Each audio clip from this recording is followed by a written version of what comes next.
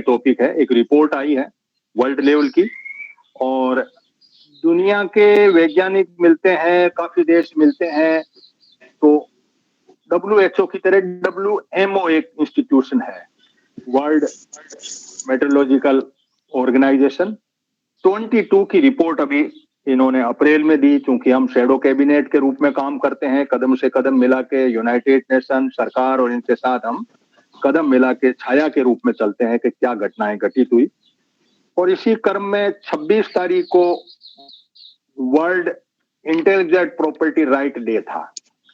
यानी दिमाग से, इंटेलिजेंसी से इकोनॉमी क्रिएट करने का जो मॉडल था वो 70s में आया था। उसमें कैसे दुनिया के लोगों ने कहा कि हम बैठे बैठे हमारे माइंड से कैसे कमाएंगे। हाथों से कमा रहे थे लोग, वो दिमाग से कमाने की जो कुव्वत आई थी, उस दिन को इन्होंने 26 तारीख को मनाती है दुनिया। तो उसका हम शॉर्ट में बाद में करेंगे। पहला सेशन हमारा जो है वो, हमारे दो पैनलिस्ट हैं, एक आणे हैं जम्मू कश्मीर के साथी, उनकी नेटवर्क प्रॉब्लम रहती है। घनश्याम जी हैं, नेचर ह्यूमन सेंट्रिक से जुड़े हुए हैं। आपकी इस पे बहुत वर्क है, शार्क लेवल पे आपका वर्क है। और राउंड द क्लॉक जो है, राम प्रताप जी, रूपचंद जी का फोन आ रहा है, तो उनको कोई प्रॉब्लम है तो आप थोड़ा बाहर निकल के उनको मिटा दो। बीच में मैं करा तो सेशन डिस्टर्ब हो जाएगा। तब तक मैं घनश्याम जी को लो रहा है। राम प्रताप जी सुन रहे हैं आप मुझे? आप रूपचंद जी का फोन लगा करके उनकी कोई बात है तो सुनो और उनको कह दो सेशन शुरू हो गया। हाँ, वो हमारे दूसरे पैनलिस्ट हैं, हो सके तो फिर मुझे नहीं, लिंक तो मैंने भेजा था, कहीं मिला नहीं है, क्या कारण रहा होगा। तो अब मैं आमंत्रित कर रहा हूँ घनश्याम जी चौहान को कि आप इस रिपोर्ट के बारे में विस्तृत रूप से बताएं। 20-22 मिनट में अपनी बात को आप ले सकते हैं, और रूपचंद जी आएंगे तो उनसे भी 10-15 मिनट हम लेंगे। और मैं ओवर टू घनश्याम जी, बाकी सब माइक बंद कर दें। और सेशन रिकॉर्डेड है, इसलिए हम एक एक शब्द को उसी लाइन सेक्शन से बोलें, व्यक्तिगत चिंतन नहीं करें, और इसी के इर्द गिर्द अपनी बात करें। नॉन पॉलिटिकल और वैज्ञानिक दृष्टिकोण से अपनी बात को रखें, ऐसी मेरी अपेक्षा रहेगी। घनश्याम जी चौहान। हाँ, सभी को नमस्कार। ग्लोबल यूनाइटेड द्वारा आयोजित आज ये एक वेबिनार है।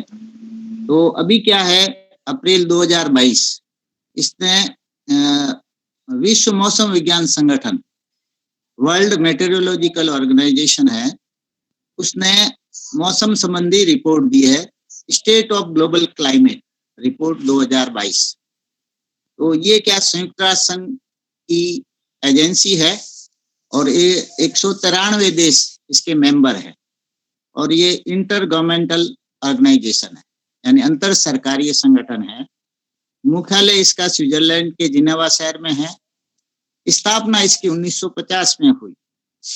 इसका जो उद्देश्य था, वायुमंडल के बारे में, भूमि के बारे में, महासागरों के जल वितरण, इसकी जानकारी देने का इसका काम है। पर्यावरण पर निगरानी रखना, और जल मिशन और इस तरीके की कोई भी विषय होते हैं, इस पर यह अंतर्राष्ट्रीय सम्मेलन बुलाता है, उसमें सहयोग करता है, और राष्ट्रों के जो सस्टेनेबल डेवलपमेंट उसकी दिशा में इसका सहयोग रहता है। ये जो राष्ट्रों में सतत जो विकास है वो रहे, यानी विकास की दिशा ऐसी नहीं हो कि वो चलायमान ही नहीं रहे, सस्टेनेबल डायरेक्शन में रहे। तो इसकी जो रिपोर्ट है उसमें कुछ बातें इन्होंने बताई है कि एक तो 2022 का जो वर्ष था वो 1850 के बाद सबसे ज्यादा गर्म था, और यूरोप में जो हीट वेव्स थी उससे 15,000 लोग पिछले साल मर गए थे, और करीब 9.5 करोड़ लोगों को हीट वेव के कारण अपना जगह छोड़नी पड़ी, गर्मी इतनी ज्यादा थी। और 2022 का जो टेम्परेचर था, 1850 से 1900 का जो एवरेज टेम्परेचर था उसको आधार मानते हैं। 1850 से 1900 का, यानी पिछली शताब्दी के अंतिम जो 50 साल थे उसका एवरेज से अगर तुलना करें तो 2022 का जो टेम्परेचर था वो 1.15 डिग्री सेल्सियस ज्यादा था। तो इनके जो आंकड़े हैं टेम्परेचर बढ़ने के, उस हिसाब से वो बहुत तेजी से बढ़ रहा है, क्योंकि एक पुराना आंकड़ा भी है कि मानव करीब 1 डिग्री टेम्परेचर बढ़ाने में करीब 6 लाख साल लगे। यानी जो पार्ट पीपीएम से अगर देखें तो करीब 100 पीपीएम बढ़ने में 6 लाख साल लगे थे, ऐसा इनका आंकड़ा है। और जब से ये आकलन करने लगे टेम्परेचर जो बढ़ोतरी है, तो वो पिछले 200-250 सालों में इन्होंने 1 डिग्री से ज्यादा टेम्परेचर बढ़ा। पिछली बार किया था आपको, उससे पिछली बार भी किया था आपने, हाँ भी बड़ी थी। हाँ, क्या कह रहे हैं वैद्य साहब? तो ये जो टेम्परेचर बढ़ने का जो बात है, वो इसमें कारण तो ये बताते हैं, यू जनरल तो इन्होंने ह्यूमन एक्टिविटीज कह दिया है संयुक्त राष्ट्र संघ। और टेम्परेचर बढ़ने के जो कहते हैं ये जो ग्रीन हाउस गैसेज है, यानी वो गैस जो सूरज से और बाह्य जो वातावरण है पृथ्वी के बाहर अंतरिक्ष से जो रेडिएशन आता है, खासकर सूरज की जो गर्मी आती है, तो वायुमंडल में अपनी कुछ गैसेज ऐसी है जो उस टेम्परेचर को सौंख लेती है, यानी वापस रिटर्न होने नहीं देती। उनमें से बहुत सारी ये जो गैसें, कार्बन डाइऑक्साइड मात्रा में ज्यादा है, और ये नाइट्रस ऑक्साइड है, मीथेन है, और सल्फर हेक्साफ्लोराइड है, मतलब बहुत सारी गैसें हैं। तो इनकी अलग अलग कैपेसिटी है। तो मेन तो ये कार्बन डाइऑक्साइड का बताते थे, अब मीथेन का भी बताते हैं। मीथेन का कहते हैं ये कार्बन डाइऑक्साइड से ज्यादा हीट ट्रैपिंग यानी सौंखने वाली ज्यादा इसकी कैपेसिटी है मीथेन की। और ये सल्फर हेक्सा फ्लोराइड है, उसकी तो 2000 गुना ज्यादा इसकी वो है गर्मी सौंखने की। कुछ कूलिंग गैसेज भी होती है जो वातावरण को ठंडा करती है। तो कुल मिला के बात यह है कि ये ग्रीन हाउस गैसेज है ना, खासकर जब इंडस्ट्रियल युग आया तो ये जो गैसेज है वो बहुत तेजी से वातावरण में बढ़ी है।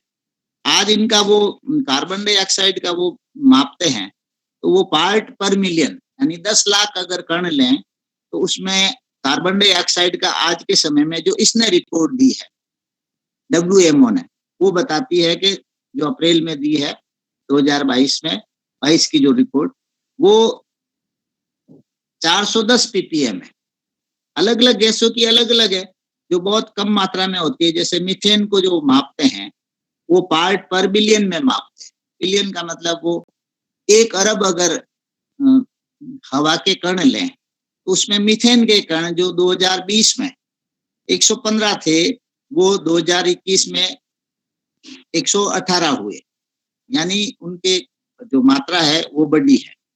यानी कार्बन डाइऑक्साइड की भी मात्रा बढ़ रही है और उसका भी दूसरी गैसेज की भी जो हीट ट्रैपिंग गैसेज है, जिसके कारण ग्लोबल वार्मिंग होती है, पृथ्वी का जो औसत ताप है वो बढ़ता है। जैसे कार्बन डाइऑक्साइड 2020 में 34 गीगा टन का इमिशन किया था हमने पूरे प्लेनेट पर। हमारा जो मानव है 34 गीगा टन, 1 गीगा टन का मतलब 1 अरब मैट्रिक टन के बराबर 1 गीगा टन होता है। यानी आप 34 के पीछे 9 बिंदी लगा दो, 9 जीरो लगाओ, इतना मैट्रिक टन। वो 2022 में वो बढ़कर 26 गीगा टन हो गया, यानी 2 अरब मैट्रिक टन हमने बढ़ाया है, यानी कम नहीं किया। मतलब ग्रीन हाउस गैसेज का ये रिपोर्ट भी इसी जो वर्ल्ड विश्व मौसम विज्ञान है, वर्ल्ड मेटेरोलॉजिकल ऑर्गेनाइजेशन, उसकी रिपोर्ट में ये इन्होंने बातें बताई है।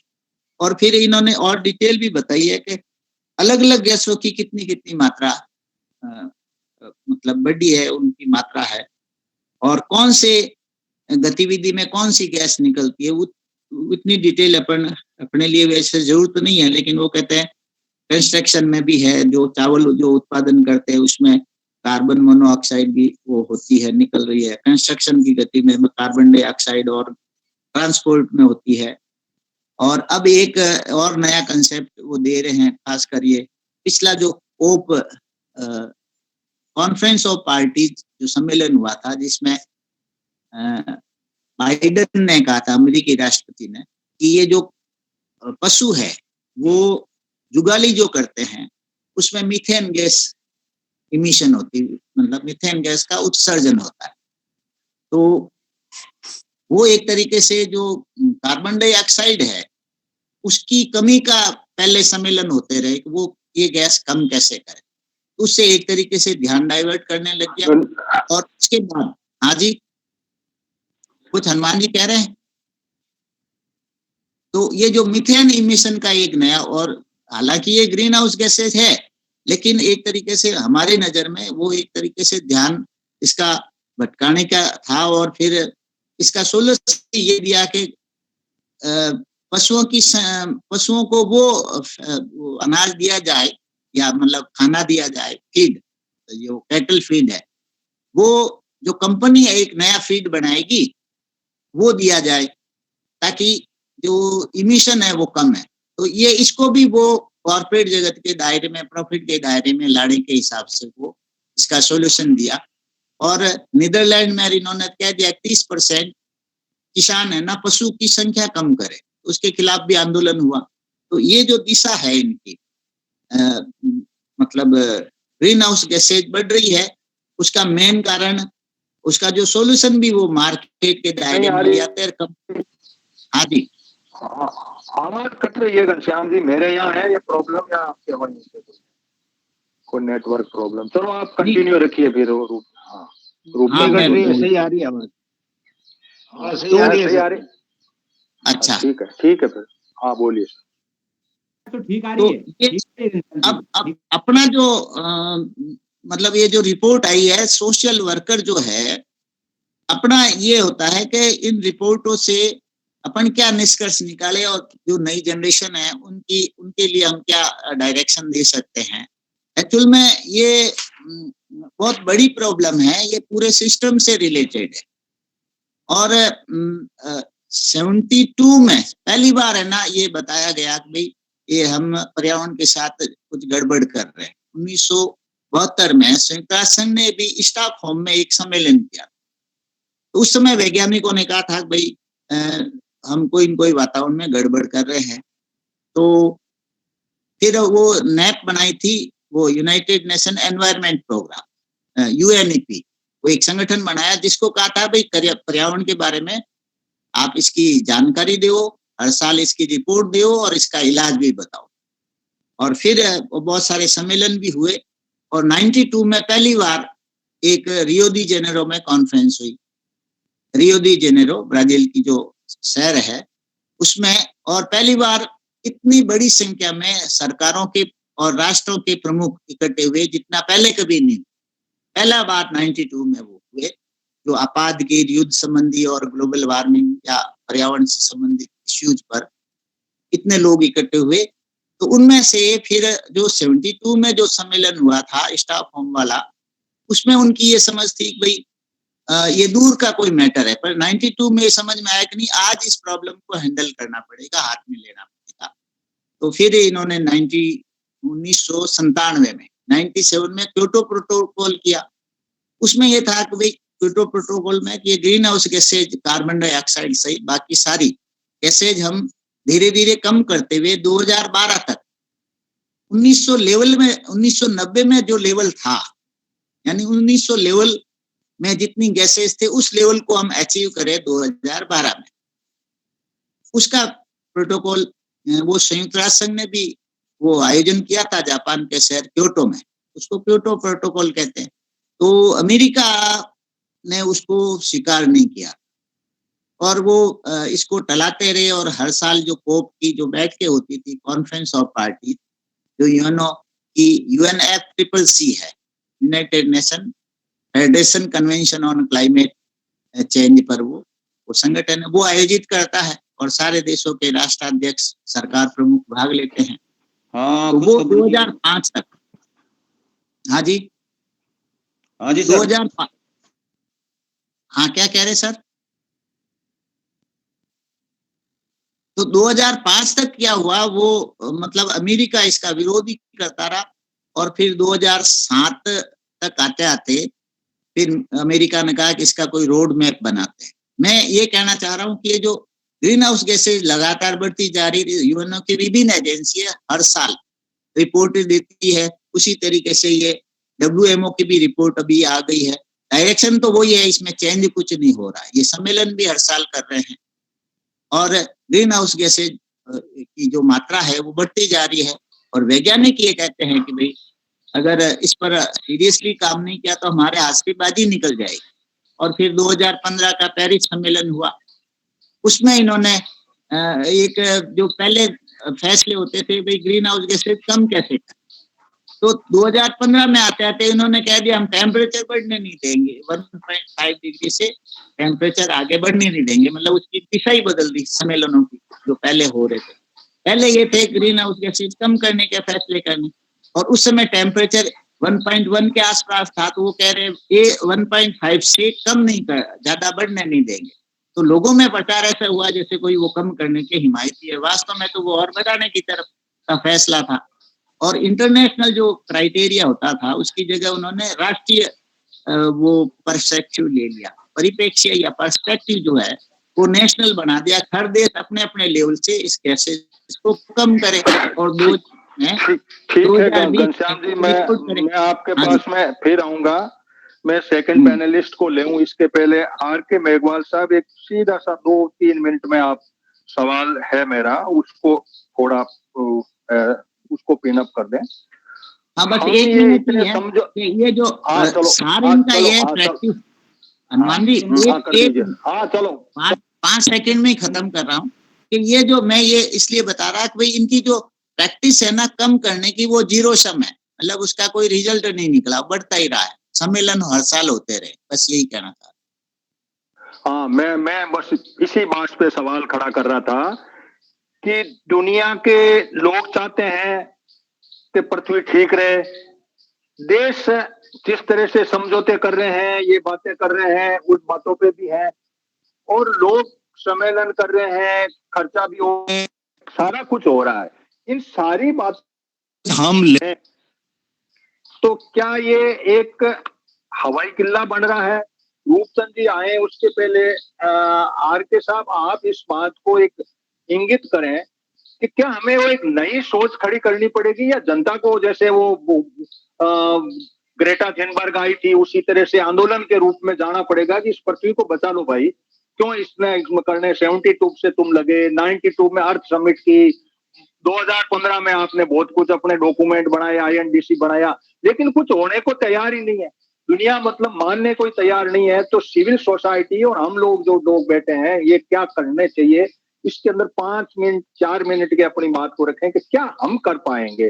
क्या वाकई ये एक ये नाटकबाजी है, या ये यूं ही ढकोसला है, या कुछ यही रिपोर्टें यूं ही आ रही है? WMO की रिपोर्ट हम डिस्कस कर लेंगे, कर चले जाएंगे। तो उसके ऊपर 5 मिनट करें, फिर मैं रूपचंद जी को लेता हूँ इन्हीं लाइन।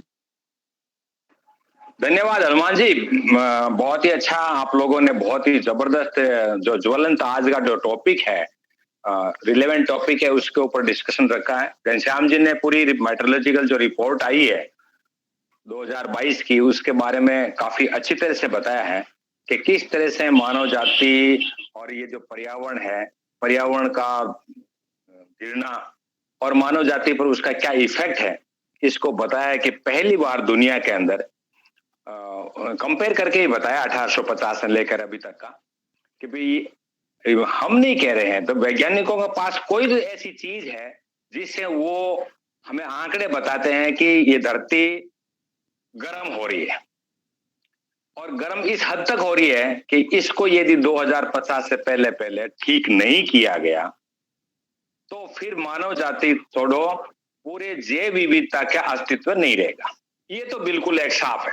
और साफ इस मामले है कि कोई भी गवर्नमेंट का ऑफिशियल, सरकारें, पार्टियां इससे इनकार नहीं कर सकती, कोई इनकार नहीं करती। हाँ, कई बार इलेक्शनों के अंदर 1-2 लोगों ने ऐसे बोला कि ये कोई बड़ा मुद्दा नहीं है। ट्रंप ने भी बोल दिया, इतने बड़े राष्ट्रपति ने बोल दिया। वो तो जैसे घनश्याम ने बताया ना कि वो तो अपने समझौते से ही उठ के चला गया था। तो ऐसे लोगों का तो आप क्या करो? तो ये तो बात बिल्कुल साफ है कि हमें इस बात के ऊपर तो सारे एक मत है। आम जनता को भाई पता लग रहा है कि मौसम में परिवर्तन हो रहा है, आम जनता को पता लग रहा है। गांव में आप बैठ के बात कर लें। मैं कल की बात करूं आपको, मेरे गांव के पास में मांगलोद गोठ, यहाँ पे ओले गड़े इतने मोटे पड़े, ओले जो होते हैं कि इस मौसम में कभी ऐसे तो ओले कभी नहीं देखे नहीं उन्होंने। वो कह रहे हैं 80 साल के 90 साल वाले भी कहते हैं कि हमारे अपनी जिंदगी में नहीं देखे। तो मौसम में जो परिवर्तन बहुत जबरदस्त हुआ है, अब वो अपने व्यापार के लिए फोकस किसी पे ही कर ले, भले पहले अलग गैसेज पे कर रहा था, अभी मीथेन के ऊपर किया, लेकिन सबका कुल मिला करके वैज्ञानिक इस बात पे, बहुत सारे वैज्ञानिक तो है कि मानव जाति का क्रिएट किया हुआ, यानी वो सारे इंसानों को ले लेते हैं। इस पे पहले ही बहुत डिस्कशन हो चुका है कि इंसानों में भी फिर कौन है जो दोषी इंसान है। इस बात को करते हैं, और इस बात को दोषी का मतलब आज की व्यवस्था को कौन है जो संचालित कर रहा है।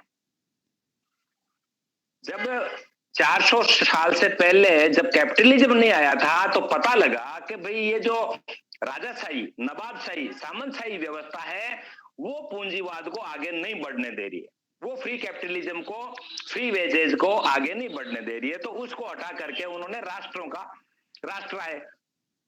अब ये पता लग गया है कि इसमें आड़े कौन आ रहा है। आड़े आ रहा है सबसे पहले हमारी वो सोच जिसमें हम एक तो आम आदमी को दोषी बता देते हैं कि जो आपने कचरा डाला आप भी दोषी हो, जबकि दोषी वो है जो आज की व्यवस्था के जो वाहक हैं, जो चलाने वाले हैं। उन्होंने जो पूंजी को प्रॉफिट के आधार पर जो लिया है, उसमें वो इंडस्ट्रीज को ज्यादा मान्यताएं देते हैं जिसमें उनको प्रॉफिट ज्यादा हो, चाहे परमाणु हथियार की इंडस्ट्री हो, चाहे केमिकल हथियार की इंडस्ट्री हो। इसको नंबर 1 पर करते हैं। तो और नंबर 1 पर करके वो माइंड बिल्टअप कैसे करते हैं? माइंड करते हैं कि तुम्हारे राष्ट्र को खतरा है, तुम्हारे धर्म को खतरा है, तुम्हारी जाति को खतरा है। ये 3-4 खतरे बताते हैं। उस खतरे के आधार पर लोगों को डिवाइड करते हैं, अपना फिर प्रॉफिट लेते हैं। इस बात को जिस दिन इंसान समझेगा, जिस दिन आप और हम और जितने भी राजनीतिक लोग हैं वो समझेंगे और पूरी तरह से ये इंगित करेंगे कि भाई ये वाकायदा कॉर्पोरेट सिस्टम है, ये ऐसे नहीं है, और वर्ल्ड कॉर्पोरेट सिस्टम है। उनके वहां चाहे भारत की धरती हो, केमिकल वहां पैदा करना हो, चाहे चाइना की हो, चाहे वो और वर्ल्ड किसी की हिस्से के, उनके लिए तो पूरी दुनिया एक है। हम अभी नहीं समझ पाए। हम देश के अंदर वो क्यों देशों का दाव खेलते हैं, धर्मों का दाव खेलते हैं, उसमें बटे हुए। तो मेरा तो इसमें यही है कि शराफ साहब ने इस बात के ऊपर, आरपी शराफ साहब को काफी लोग जानते हैं इसमें बैठे हुए, उन्होंने तो सबसे पहला ये बात कि धरती पर जीवन बचेगा कि नहीं बचेगा, ये बात को एक क्वेश्चन वाचक रूप में रखा था। क्या धरती पर जीवन बचेगा? 2 बातें उसने इंगित की। एक तो ये है कि भाई अमानवीकरण बहुत ज्यादा हो गया, और दूसरा पर्यावरण का। पर्यावरण में अभी घनश्याम जी बता रहे थे कि किस प्रकार जैसे आप खुद भी देख लो, और आपके पास यदि मीटर हो, मैंने तो क्या कि इंजीनियरिंग में सिविल लिया, उसके बाद एनवायरमेंटल इंजीनियरिंग के अंदर जब एमई कर रहा था तो हम मीटर को देखते थे। जोधपुर के अंदर आज से 20 साल पहले जो हवा के अंदर जो एयर क्वालिटी इंडेक्स जिसको बोलते हैं वो बिल्कुल ठीक ठाक था, और अभी 20 साल में किसी पोर्शन ले लो, मैं कुड़ी में रहता हूं, यहाँ का आप हवा का नाप कर लो, आप सिटी के अंदर कर लो, बहुत ही ज्यादा।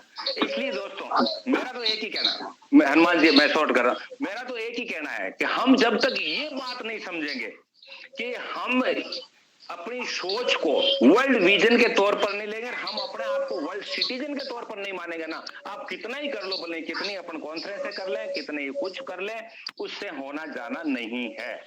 सम्मेलन काफी हो रहे हैं, खूब सारे सम्मेलन हो रहे हैं, हमें सब जगह भाग लेना है। मैं इस आपने समय हो गया ठीक है, ठीक है आरके साहब, मोटी बात यह है कि सबके समझ में आ गई बात, और बात यह है कि भाई हम लोगों को भी आगे आना पड़ेगा। ये बात भागचंद जी, हमारा सेशन वो पैनलिस्ट बोलने के बाद में आपने हैंड रेज किया है, इनकी बात सुनेंगे और फिर आप सबके सवाल जवाब लेंगे और आपकी बात भी रखेंगे। रूपचंद जी हमारे सेकंड पैनलिस्ट हैं। रूपचंद जी, आप अपनी बात को 15 मिनट के अंदर समअप करते हुए दुनिया के माइंडसेट, दुनिया की कॉर्पोरेट का माइंडसेट, दुनिया के पॉलिटिशियन का माइंडसेट क्या इस पृथ्वी को बर्बाद कर देगा, और हम लोग बैठे बैठे इस दुनिया को देखते रहेंगे। हम कहाँ टिक पा रहे हैं, रिपोर्टें पढ़ रहे हैं, हर बार हम उन चीजों को कर पा रहे हैं, लेकिन कौन सा ऐसा है कि ये लोग अपनी मर्जी से अपने तरीके से इस दुनिया को गर्म करते जा रहे हैं। अपने मतलब के लिए कॉर्पोरेट करता जा रहा है, अपने वोटों के लिए पॉलिटिशियन करते जा रहे हैं। पब्लिक इसके अंदर अपने आप में ये हैजार्ड हो रहे हैं, जैसे ओले पड़ रहे हैं, बिजलियां पड़ रही है, बेमौसम बरसात हो रही है, सारा कुछ एक गड़बड़ डाला हो गया। और ये रिपोर्ट इसी बात को इंगित करती है। इसमें पूरी रिपोर्ट को जब हम देखते हैं तो ऐसा लगता है कि ये धरती खत्म हो जाएगी। इसी बात को लिए फिर मैं रूपचंद जी के बाद में भागचंद जी ने हेड रैंक किया है, सुवालाल जी भी हमारे, प्रोफेसर सुवालाल जी भी हमारे बीच हैं। तो मैं रूपचंद जी, आप अपनी बात को उस माइंडसेट की लड़ाई में, दुनिया के डायरेक्शन की लड़ाई में अपनी बात को रखें। रूपचंद जी, ओवर टू रूपचंद।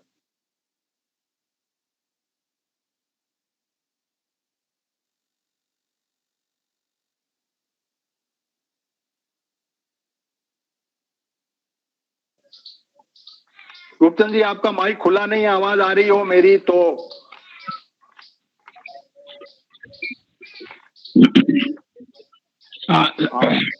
सबको नमस्कार। मुझे नेट की प्रॉब्लम बहुत है आज। मैंने किसी से वो लिया है, क्या उसको बोलते हैं, दूसरे टेलीफोन का जोड़ा किसी के साथ, इसलिए मेरी आवाज कुछ मैं 2-3 सेंटेंस और ये कट भी जाता है बिल्कुल आवाज। ठीक है, आप रखिए। तो मैं 3-4 सेंटेंस में सारी बात सम अप कर देता हूँ कि इस रिपोर्ट के सम अप में जो यूएन जनरल सेक्रेटरी ने ये कहा है कि हमारे पास नॉलेज है, हमारे पास टूल्स हैं और हमारे पास सॉल्यूशंस हैं। तो ये तीनों चीजें हमारे पास है, नॉलेज है,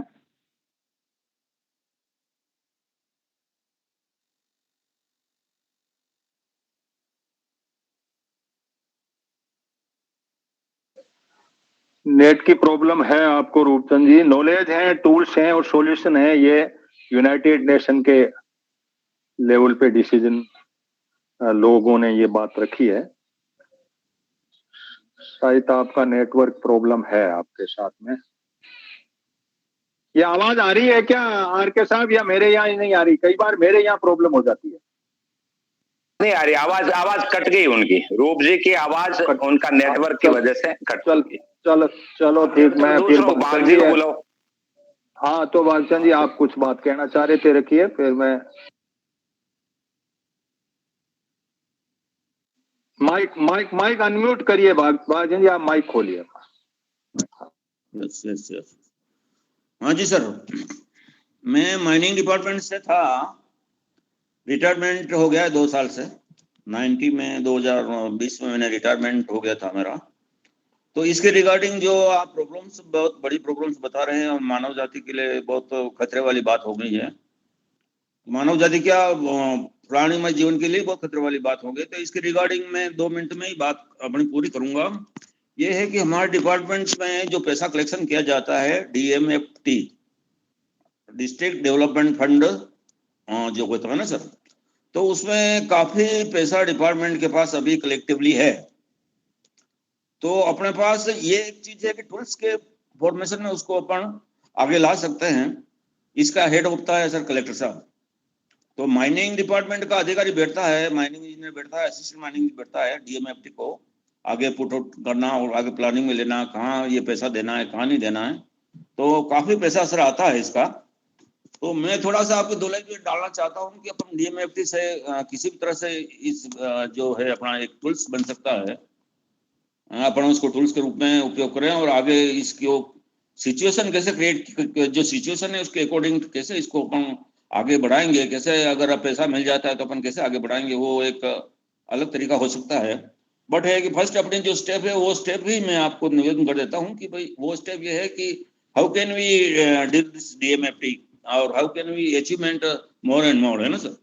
तो ये मेरा एक निवेदन था कि अपन लोग मिलके, जैसे मैं अभी राजसमंद से हूँ, तो राजसमंद जो माइनिंग डिपार्टमेंट है काफी पूरे राजस्थान में काफी वो रखता है, रेवेन्यू के हिसाब से काफी महत्व रखता है। तो मेरा एक था कि अपन सब मिल ट्राई करके ये पैसा जो आता है सर, इसका पैसा थोड़ा अपन एनवायरमेंट साइड में इसको पुटअप करें और इसको अपने इस ग्रोथ में इसमें डालने की कोशिश करें। ठीक है भागचंद जी, आपका सुझाव आपका अच्छा है। ये जो फंड है माइनिंग का फंड, ये सिलिशियस रोग और इसमें हेल्थ के ऊपर भी खर्च करने का इसमें प्रावधान है संसद के हिसाब से। अब रूपचंद जी आपने ज्वाइन कर ली, कुछ कि आप कोई बात कहना चाहे तो? आपका नेटवर्क प्रॉब्लम था, जो भी 2 लाइन में 4 लाइन में आपका पहले ये नॉलेज टूल्स और सॉल्यूशन तक बात हमने सुनी आपकी, उसके आगे हमने नहीं सुनी। आप अपनी बात को कंटिन्यू कर पाए तो, वरना फिर मैं सुवालाल जी को लेता हूं।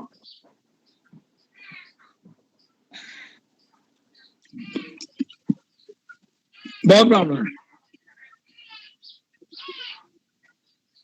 हाँ, उसके बाद उन्होंने बताया कि किसी दूसरे ने कमेंट किया कि ये चार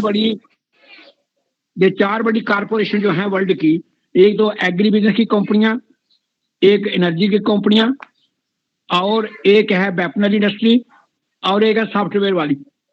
और सॉफ्टवेयर वाली से ये बताइए, जो एक जगह बैठ करके दूसरे की इलेक्शन मैनिपुलेट करते हैं, लोगों के माइंडसेट को चेक करते हैं, वो क्लाइमेट चेंज का सोल्यूशन नहीं होने देंगे, क्योंकि वो जब चाहेंगे ऐसे मुताबिक अपने मैनिपुलेट कर देते हैं।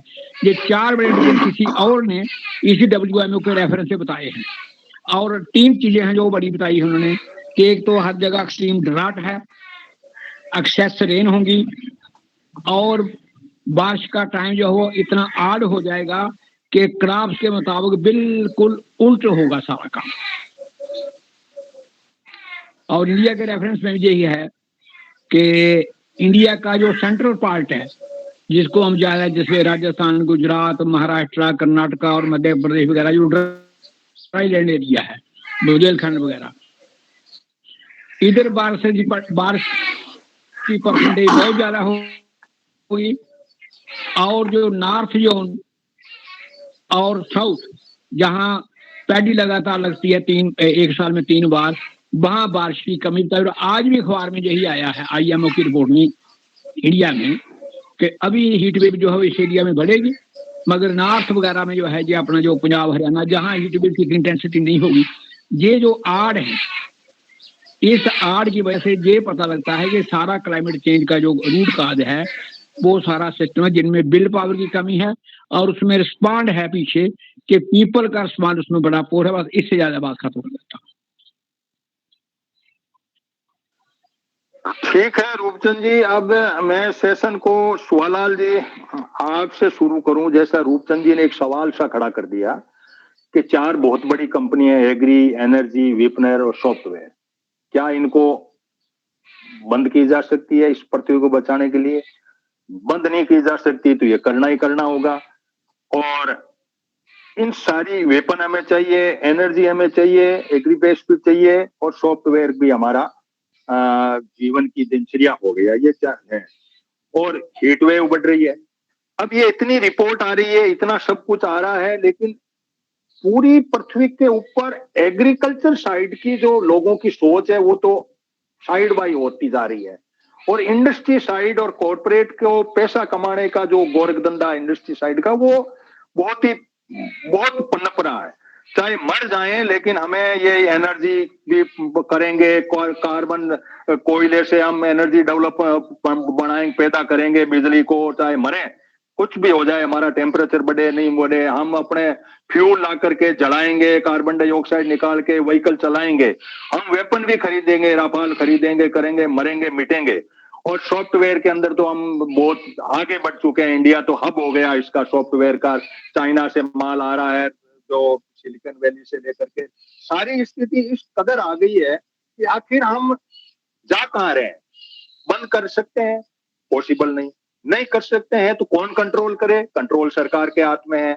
सरकार किसके कठपुतली बनी बैठी है? इन जो ये सिस्टम है इसका बनी बैठी है।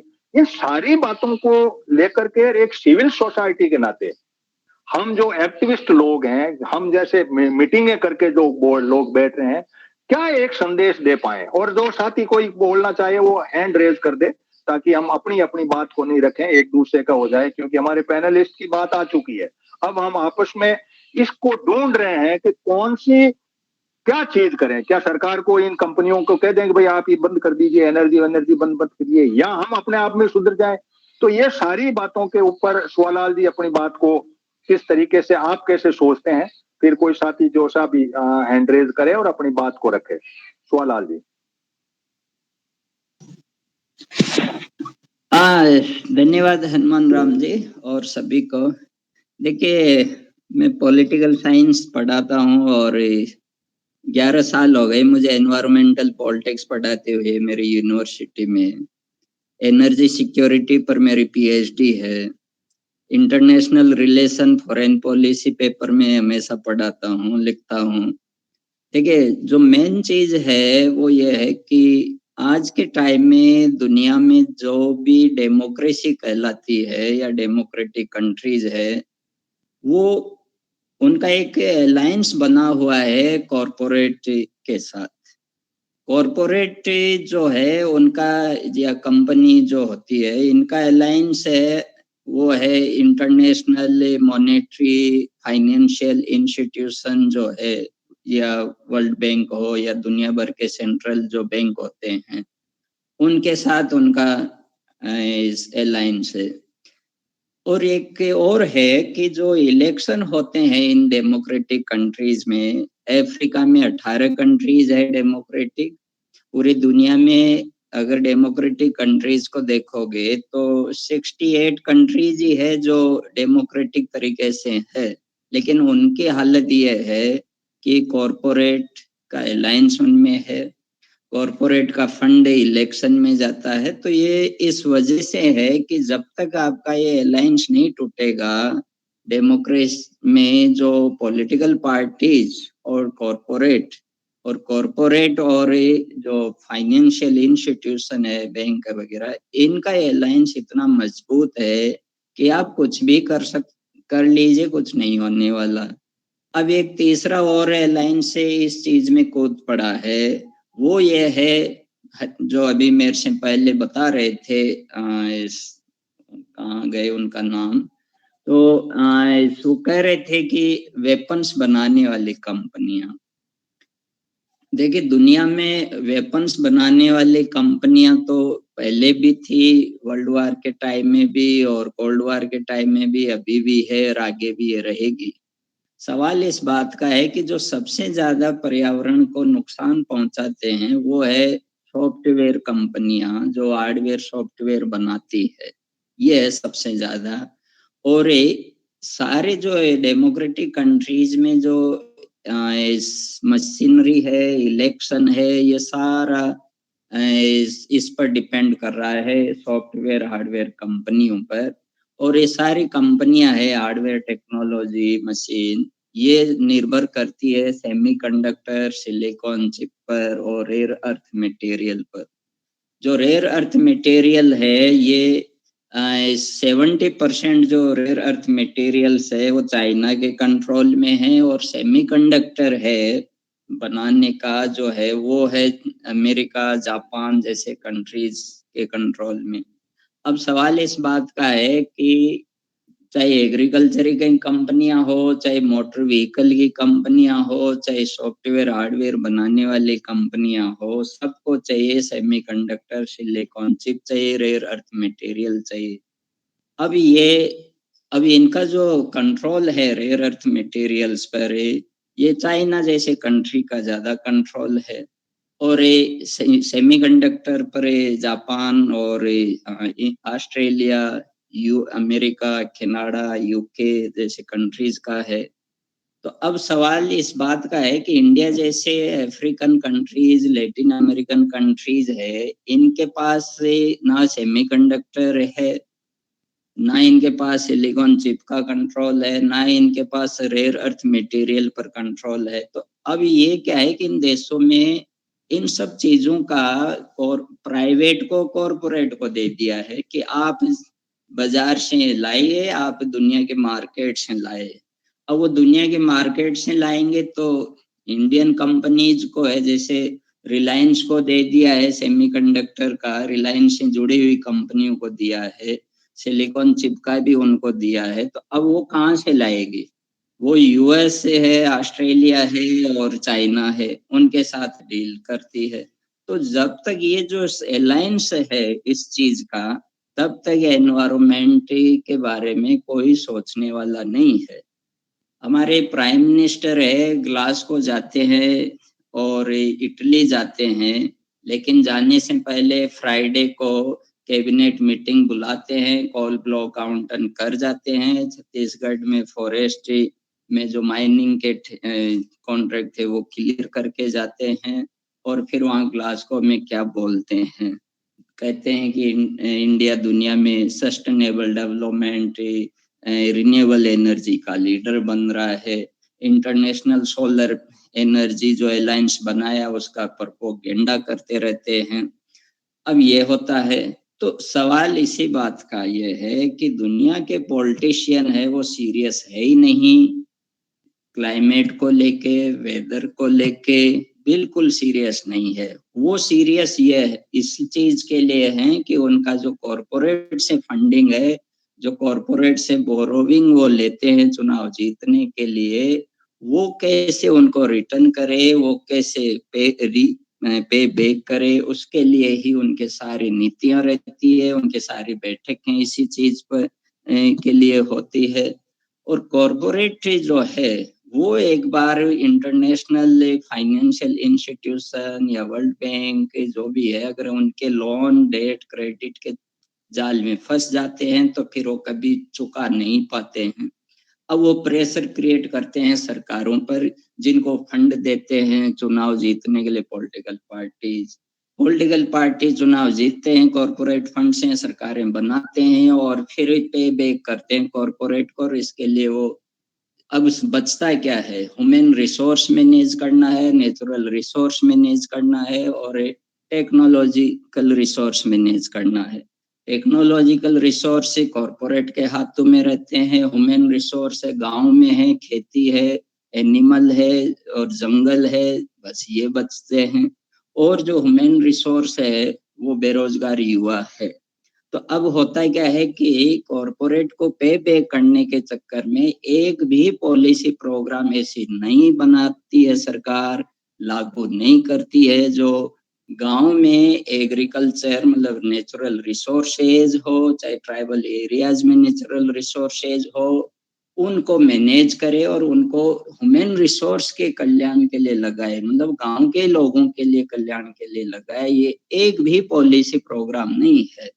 अभी जैसे भारत सरकार का बजट देखोगे 45 लाख करोड़ रुपए, उसमें जो रूरल इकोनॉमी के नाम पर सिर्फ 4 लाख करोड़ रुपए खर्च किए हैं, मतलब बजट में आवंटन किया है। जबकि इस देश की इकोनॉमी में अभी भी 16% का कंट्रीब्यूशन रूरल एरिया से आता है, लेकिन जिस कंट्रीब्यूशन के हिसाब से तो आप बजट का हिस्सा खर्च करो तो ये हो नहीं रहा। तो इस वजह से ये है कि सारी पॉलिटिकल पार्टीज, कॉरपोरेट और जो इंटरनेशनली जो क्रेडिट देने वाली एजेंसी इंस्टीट्यूशन है उसका इतना अच्छा अलायंस चल रहा है, और उस अलायंस के चलते हुए कुछ भी पॉसिबल नहीं लग रहा है मेरे को। मैं पिछले 8 साल से यही देख रहा हूँ, एक के बाद एक मीटिंग होती है, कभी बाली में होती है, कभी ग्लासगो में होती है, कभी कहाँ होती है, लेकिन एक पेरिस में होते हैं, लेकिन स्टेप आगे बढ़ता नहीं है, 2 स्टेप पीछे ले लेते हैं, क्लाइमेट चेंज को लेके कंप्रोमाइज कर लेते हैं। थैंक यू, मेरे तो यही विचार। चलो बहुत धन्यवाद डॉक्टर साहब, आपने एक बहुत बड़ी दिशा दी सेशन में। चरणप्रीत जी, आप हैंड रेज कर रहे थे, अपनी बात को संक्षेप में लें, फिर मैं इसी बात को लेते हुए, डॉक्टर साहब ने बात रखी, वो रूपचंद जी ने बात रखी, वो रिपोर्ट अपनी जगह है, लेकिन हम उसमें क्या कर पाते हैं। भागचंद जी, फिर हम आपको बाद में लेंगे। चरणप्रीत जी अपनी। हाँ जी, वैसे तो आप पढ़े लिखे लोगों का ये जो संसद चल रही है आपकी, उसमें हमारे जैसे जाटों का कोई मतलब नहीं होता। लेकिन जैसे ऊपर घनश्याम जी ने पहले बताया कि 1850 के बाद से लेकर 2020 में गर्मी ज्यादा पड़ी है, वो यानी इतना रिकॉर्ड टूटा 1850। तो मेरा एक ही सवाल है जी, ये 1850 से पहले फिर धरती गर्म इतनी क्यों थी, उसके क्या कारण थे? तब तो कंपनियां भी नहीं थी, पूंजीवाद भी नहीं था। बस इतना सा, यही छोटा सा सवाल है। चलो इस सवाल को भी हम ढूंढेंगे, क्योंकि देखो अब ये जो भी है ना, ये बात डॉक्टर सुवालाल जी ने भी बात रखी और सबने रखी। कभी कहते हैं मीथेन गड़बड़ कर रही है, कभी कह रहे हैं कार्बन डाइऑक्साइड गड़बड़ कर रही है, कभी कह रहे हैं चावल के अंदर लपड़ा। हाँ हनुमान जी, हाँ, वो है जो टेम्परेचर था ना, वो इसका कंपैरिजन है। बस जैसे आग का आविष्कार हुआ, मतलब मानव की गतिविधि जो पहले भी थोड़ी थी इसको गर्म करने की पृथ्वी को, पर वो नगण्य थी। वो मतलब बताया ना कि 6 लाख साल में जितनी गर्मी 1 डिग्री टेम्परेचर के आसपास बढ़ी, ये ग्रीन हाउस गैसेज बढ़ाई हमने, वो हमने पिछले 200-250 सालों में ही बढ़ा दिया। कंपैरिजन ये है। इसलिए ये जो अभी का जो जब से इंडस्ट्रियल है ना, तो ये ठीक है, ये डेटा वैज्ञानिकों के डेटा है। और 1850 के पहले कोई न कोई गतिविधि मानव की हो रही होगी, जीव जंतु की हो रही होगी, मीथेन गायें निकाल रही होगी, कुछ न कुछ तो होता होगा। अब रेस ज्यादा हो गई, ये मोटी बात है। बागचंद जी, आप कोई संक्षेप में बात रखे तो, वरना वीरेश जी का हैंड रेज है। मैं कोई संक्षेप में आप अपना हैंड रेज कर किया आपने, कोई बात रखनी हो तो आप तुरंत रख दें, फिर मैं वीरेश जी के पास जाता हूँ। माइक खोले आप, माइक नहीं खोला आपने। हाँ। मैं सर 2 मिनट में अपना बताऊंगा आपको। थोड़ा सा ये कहना चाह रहा हूँ सर कि जो कॉर्पोरेट्स है, ये जो गवर्नमेंट बॉडीज वगैरह है, जो पॉलिटिशियन है, ये लोगों को अपने को किसी भी तरह से इनको अंडर कंट्रोल अपने को किस तरह से अपन करें कि भाई ये सरकारें इस तरह का प्रोविजन रखें, इस तरह का फंड रखें कि हम लोग इस, जैसे अभी डॉक्टर साहब बता रहे थे शिवलाल जी, कि उसके हिसाब से अपन इसको डील कर सकें। तो अपने को इन लोगों को कॉर्पोरेट्स भी उसके गवर्नमेंट के हिसाब से ही कॉर्पोरेट्स जो हुए काम कर रहे हैं, और गवर्नमेंट इनसे पैसा लेके फिर अपनी गवर्नमेंट बनाती है, वो अपना पर्सनल इंटरेस्ट साध रहे हैं सर। और मानव समय के मानव ठीक बात है। आगे बात बागचंद जी आपकी मोटी सी बात है कि हमारे वोट देने का तरीका, हमारी सरकारें चुनने का तरीका, हमारा डायरेक्शन पर्यावरण की तरफ है ही नहीं। हमारा डायरेक्शन जो है वोट देने का वो बिल्कुल अलग है। पहले हम सुधरेंगे। हम वोट पर्यावरण के नाम पे देने शुरू कर जाए ना, तो कोई भी सरकार, कॉर्पोरेट या ये सब हो जाए, लेकिन हमारा माइंडसेट अभी बहुत दूर है किसी बात को लेकर के। वीरेश जी अपनी बात को, हमारे माइंडसेट की लड़ाई है। जी कहना चाह रहा हूँ, मन साफ के लोगों के इस वजह से। जी बागचंद जी माइक बंद। अच्छा, ये विषय जो है बहुत विस्तृत है, और इसमें जितना गहराई में जाया जाएगा, जितना ज़्यादा डिस्कशन होगा, उतनी इसमें बातें भी निकलेंगी।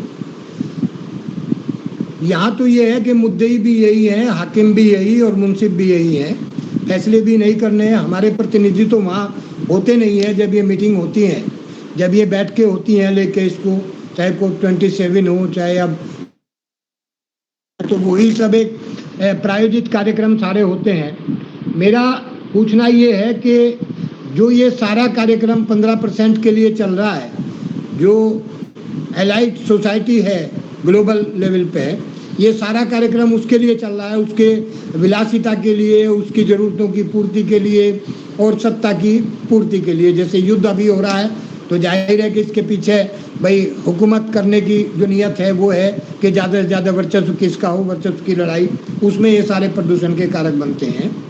इसमें विक्टिम कौन है, पीड़ित कौन है, ये देखने वाली बात है। जो पीड़ित पक्ष है उसके लिए सुनवाई होती। इससे पहले एक नई साजिश शुरू हो गई है पिछले कुछ दिनों से, जैसे भाई मानव मल से प्रदूषण हो रहा है, मीथेन से प्रदूषण हो रहा है, कृषि से प्रदूषण हो रहा है। इस तरह के मुद्दे जब उठ रहे थे, तो हमारे जो जनप्रतिनिधि हैं, रियल जनप्रतिनिधि, हमारे साइंटिस्ट, हमारी तमाम जो कॉलेजेज हैं, यूनिवर्सिटीज़ हैं, उनको अपने सजेशन आगे बढ़ के पुटअप करने थे। पुराली पे इतने लंबे समय से चला।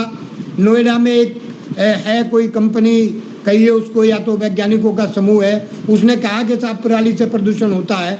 अपनी रिपोर्ट उसने पेश करी, सुप्रीम कोर्ट में बहस हुई, लेकिन हमारे वैज्ञानिक वहाँ तक पहुँच नहीं पाए, उनकी अप्रोच नहीं हुई या उनकी सुनवाई नहीं हुई। भाई पराली से प्रदूषण होने का अगर होता भी होगा तो वो इतना रंच मात्र है, वो साल में 4 दिन, 6 दिन, 8 दिन होता है, तो उससे तो पर्यावरण जो है प्रदूषित नहीं हो सकता। इतनी इंडस्ट्रीज हैं, इतना बड़ा इंडस्ट्रियल डेवलपमेंट है। देखिए 2 चीज़ें हैं, एक प्रोडक्शन है, एक मैन्युफैक्चरिंग है। प्रोडक्शन होता है केवल एग्रीकल्चर में, एग्रीकल्चर सेक्टर में प्रोडक्शन होता है, और बाकी सब मैन्युफैक्चरिंग है और माइनिंग। ये सारी चीज़ें मिलके जो प्रदूषण करते हैं, उसके मुकाबले एग्रीकल्चर केवल प्लांटेशन से जो पुराने प्लांट जिनको मेंटेन कर रहा है एग्रीकल्चर, चाहे वो पीपल है, बरगद है, नीम है, इस तरह के जो पेड़ हैं, और जो कई एक फसल ऐसी होती है जैसे बांस की खेती है, इन सब से पर्यावरण की संरक्षा जितनी ज़्यादा हो जाती है उसके मुकाबले प्रदूषण कुछ भी नहीं है। तो हमारे जो वकील हैं, जो हमारे वैज्ञानिक वकील हैं, वो अपनी बातें प्रॉपर तरीके से वहाँ रख नहीं पा रहे हैं। उसी का नतीजा है कि जहाँ जिनको दोषी बनना था उन्होंने हमें पैसा दे के संतुष्ट करने का प्रयास किया और हमने मान लिया, हमारे जनप्रतिनिधियों ने। क्या किसी जान की कीमत कोई पैसा हो सकता है भाई? अभी हीट वेव से बताया इन्होंने, हमारे पूर्व वक्ता ने, कि 2500 आदमी या मरे या 25,000, कितने उन्होंने आंकड़ा मुझे याद नहीं रहा, लेकिन हर साल मरते हैं। पर्यावरण के कारण मरने वाला जो ग्रुप है वो यही 85% है, और उसको पैसा दे के संतुष्ट किया जा रहा है। भाई कार्बन क्रेडिट के नाम पे जो पैसा आ रहा है वो तो रिश्वत है कि भाई हम तुम्हारे आदमी मारेंगे, तुम ये पैसा ले लो कार्बन क्रेडिट का, हम अपनी जो गतिविधियां उनको जारी रखेंगे। ये बाकायदा एनालिस्ट होके कि किस किस चीज से के बिना काम चल सकता है, वो सारी एनालिस्ट करके उन पर रोक लगाई जानी स्थायी रूप से बेहद जरूरी है। और जो जल स्तर हमारा घट रहा है, जल स्तर इसमें मेन भूमिका, मुख्य भूमिका घटते जल स्तर की है।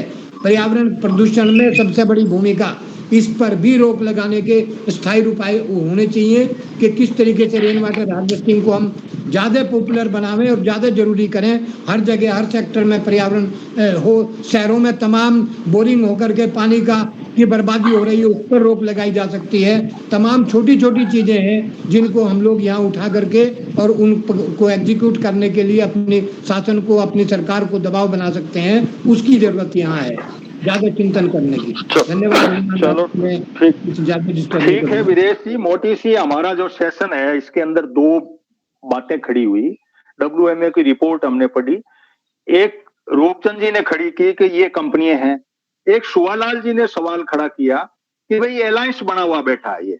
अब अलायंस में हम जो सिविल सोसाइटी के लोग हैं वो क्या रोल अदा कर सकते हैं, या क्या हमें एक तरीका अपनाएं कि भाई हम या तो कोई यात्राएं निकालें या कोई ऐसा कोई काम करें या जन जागृति का कोई एजेंडा लें या करें। सरकारें, कॉर्पोरेट, ये सब मिली हुई सुवालाल जी ने बड़े विस्तृत तरीके से बता दी। रूपचंद जी ने कारण बता दिया।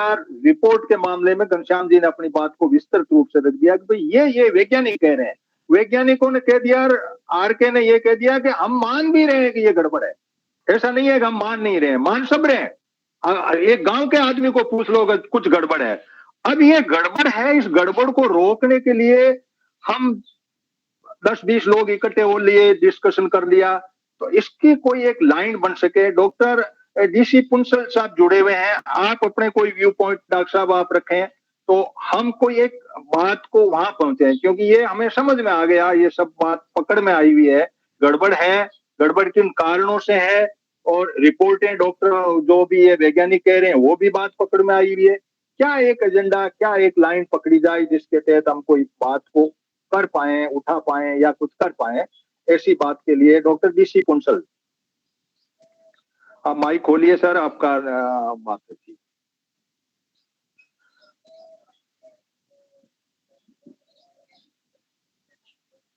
सर आवाज नहीं पहुंच पा रही है मेरी आपके पास में, या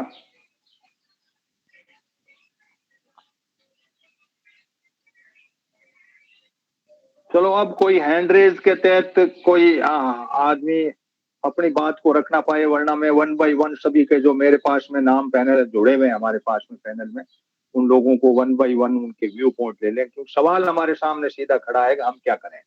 सवाल ये है, रिपोर्टें आती है, साल भर जाते हैं, अच्छा सिविल सोसाइटी के लोग भी जाते हैं वहां, मेरे कई साथी भी गए हैं, जाते हैं, यहाँ से पासपोर्ट बन जाते हैं, वीजा लेकर के चले जाते हैं, वो उन्हीं के चले चाटे होते हैं। जैसा डॉक्टर साहब ने बताया कि भाई यहाँ से वो जाते हैं, इसके पहले कोयले के खान पे दस्तखत करके वो कितने पेड़ काटने, वो साइन करके वो सारा कुछ उसमें जाते हैं। तो ये सवाल खड़ा हो गया कि भाई हम आखिर क्या लाइन पकड़े, कौन सी ऐसी एक छोटी सी, अब वो समुद्र खाली कर रही थी गिलहरी, या तो वो कहानी है जो अपनी पूंछ में पानी लाती है, थोड़ा बाहर करती है कि समुद्र खाली कर रही हो, या तो हम इतने तक ही पहुंच पा रहे हैं, या हम इन टेक्नोलॉजी के मार पार सिविल सोसाइटी के लोगों के बना करके कोई ऐसी व्यवस्था को हम बताएं कि इसी रिपोर्ट आई लोगों ने पढ़ी, हमने इसको डिस्कशन किया और उसके भयावने डेटा है, जो डेटा है इस रिपोर्ट के, आप भी उस गूगल में पढ़ना। डेटा ऐसे बोल रहे हैं कि समुद्र का तल भी ऊपर आ रहा है, ग्लेशियर भी पिघल रहे हैं, सारा कुछ तहस नहस हो रहा है, गर्मी बहुत ज्यादा बढ़ गई है। ये कोई कह रहा मीथेन रोको, कोई कह रहा है कार्बन डाइऑक्साइड रोको, कोई किसी बात को रेज कर रहा है और रोक कोई नहीं रहा है, और कह रहे हैं कि हम ये काम कर रहे हैं। जो 2015 का जो इन्होंने एजेंडा लिया है उसके अंदर INDC इंटेंट टू नेशनल जो है उसका उन्होंने अपना डॉक्यूमेंट भी दे दिया, हम ऐसा ऐसा करेंगे, इतने तक 70 तक ये जीरो करेंगे। अब ये कोई कहानी हुई कि 2070 तक, तो ये लोगों को मतलब एक्चुअली इनको तो एक डॉक्यूमेंट बना के घूम के आना है, लेकिन मती पब्लिक है इसमें। जैसा वीरेश जी ने बताया कि इसकी जो इम्पैक्ट है वो जनता भोग रही है इस बात को, तो हमें उसके अंदर जनता ही सोचे फिर इस बात के लिए, या तो वोट देने का तरीका हमारा एजेंडा मुद्दा ही ये हो जाए कि हम इस बात के देंगे तब कोई बात होगी। तो अब कोई हैंड रेज करके साथी कोई बोलना चाहे तो, वरना डॉक्टर कंसल साहब को कोई टेक्निकल प्रॉब्लम होगी या क्या बात है, फिर मैं 1 बाय 1 सब साथियों को ले लूं। हाँ RK जी, आप अपनी बात रखना चाह रहे हैं, आप बात रखिए। हाँ जी, बहुत ही काफी अच्छा डिस्कशन हो गया। अभी एक सवाल खड़ा किया कि यार मैं तो एक साधारण गांव का आदमी हूँ, मुझे तो ये बताओ कि 1850 से पहले तापक्रम क्यों बढ़ा। तो एक बहुत ही एक साधारण गांव का आदमी इस बात को कैसे सोचता है। मैं भी खेती करता हूँ, खेती वाला, मैं तो ये सोचता हूँ कि भी पहले मेरे पिताजी हल चलाते थे तो पूरा महीना भर जो है ना बलदों का हल चलता था और बारिश भी होती थी, चलती थी। अब 2 दिन के अंदर पूरी खेती हो जाती है, ट्रैक्टर चलते हैं, रात दिन और हो जाते हैं। और ये बात समझ में आ रही है कि जो हम मिट्टी जो है उसके अंदर मिनरल कम हो गए, इस बात को अब हर कोई समझता है और इसलिए टेक के जा रहे हैं। कोई यूरिया डालता है, कोई कुछ डालता है, कोई कुछ डालता है। तो 1850 से पहले तो घनश्याम जी ने कहा कि ये तो एक कंपैरिजन किया कि यार ये बताओ तो सही भाई कि ये जो सभ्यता जिसकी आधुनिक सभ्यता जिसको है पूंजीवादी सभ्यता, आने के बाद में इतना टेम्परेचर क्यों बढ़ा। पहले लाखों वर्षों में 1 डिग्री बढ़ा और अब 250 साल में बढ़ गया। सवाल तो ये है ना, ये क्या वजह हुई। और ये वजह इंगित करती है कि अब हमें फील्ड में जाकर के, लोगों के बीच जाकर के, और चाहे 4 आदमी जाए, चाहे 2 आदमी जाए, आप 1 आदमी भी जा सकते हैं। आपको पता होगा कि एक लड़की ने सिर्फ एक तख्ती लगाई, 1000 इतना दिन ऐसा कुछ लगाया उसने कि आपका जो जीवन है इतना ही दिन का है, और वो पूरे के पूरे सोशल मीडिया के अंदर छा गया, पूरे मीडिया में छा गया। ग्रेटा थनबर्ग आई, चाहे वो कोई लाइन ले, उसने एक बात तो लोगों के हुआ कि पर्यावरण का मामला है, वो उसने कहा कि आप जो हमें लीड कर रहे हैं उनको क्या हक है हमारे बच्चों की जिंदगी लेने का। और एक बड़ा संगठन बन गया, बहुत सारे NGOs काम करते हैं। आज हमको बहुत एक आवश्यकता है हर व्यक्ति को जो इसमें बैठे हुए हैं कि वो अपने अपने तौर के ऊपर जाकर के और लोगों को पहले सबसे पहले चेतन करे इस बात में कि भाई ये हकीकत है कि नहीं। यदि हकीकत खड़े है तो फिर हम उठ खड़े हो, फिर किसके खिलाफ उठ खड़े हो।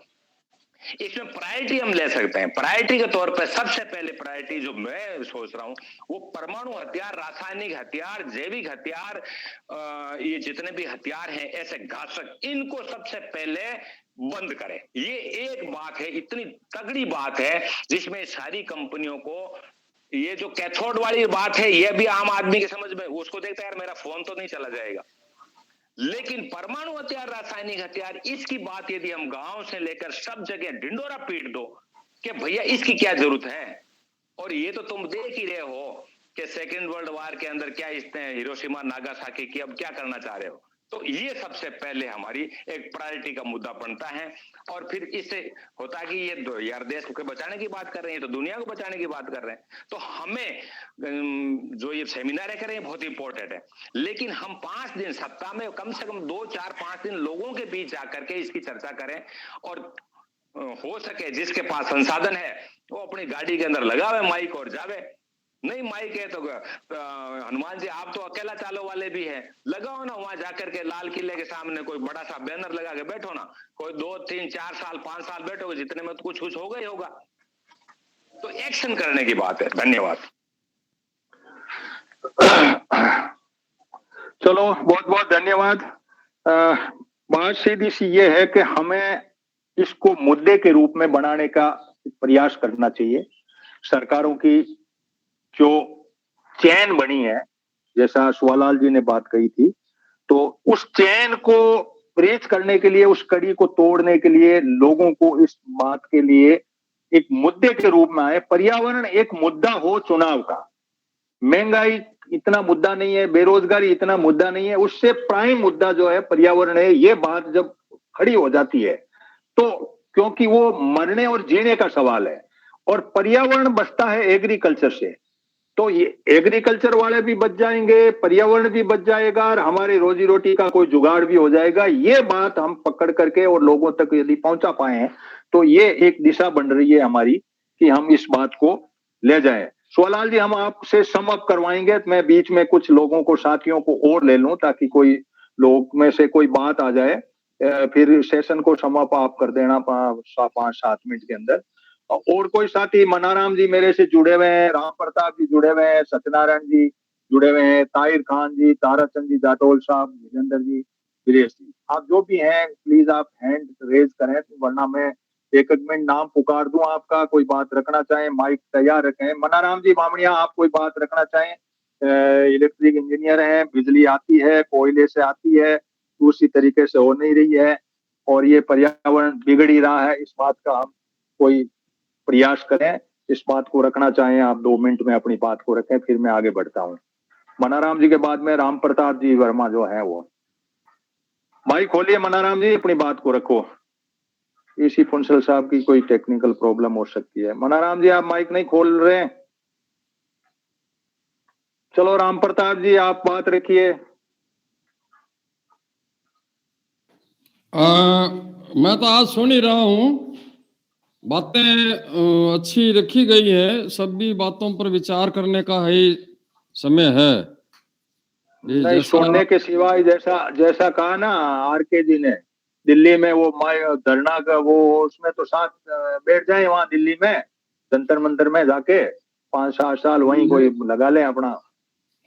नहीं, बैठने से तो क्या होगा, जो अपना प्रोग्राम है ना, जो जैसी तरीके से चाहे कैसे भी हो, अपना जागृति फैला। भाई तो यात्रा का प्रोग्राम बना लो, एक वो बना लो, भारत जोड़ो की तरह वो एक यात्रा पर्यावरण बचाओ की बना लो, कोई मॉडल जो भी हो।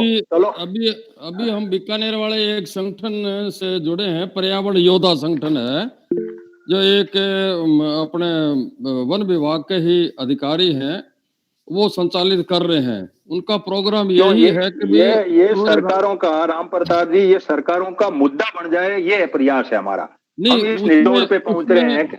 हाँ, पर्यावरण योद्धा टीम का यही रहेगा कि जब भी पूरी थोड़ी टीम बन जाएगी तो पूरे राजस्थान में, पूरे इंडिया में जगह जगह यात्रा ही निकालेंगे। चलो ठीक है। आप सत्यनारायण जी मेरे से जुड़े हुए, आप बात रखिए। सत्यनारायण जी, फिर ताहिर खान जी है, फिर ताराचंद जी है। सत्यनारायण जी अपनी माइक। रूपचंद जी का मैसेज पढ़ दो। हनुमान जी ऑनलाइन मैसेज आया, ये पढ़ दो आप हनुमान जी। अच्छा, मेरे को उसमें जाना पड़ेगा।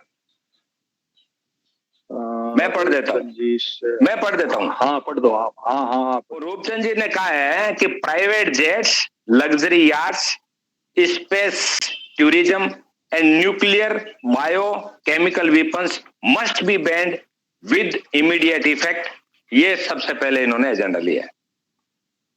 चलो ठीक बात है। ये हम जब मैदान जंग निकले हैं तो इन बातों का हम जुड़ते रहेंगे। सत्यनारायण जी आप अपनी बात को रखो, फिर बाद में ताहिर खान जी जुड़े हुए हैं। माइक खोलिए सत्यनारायण जी।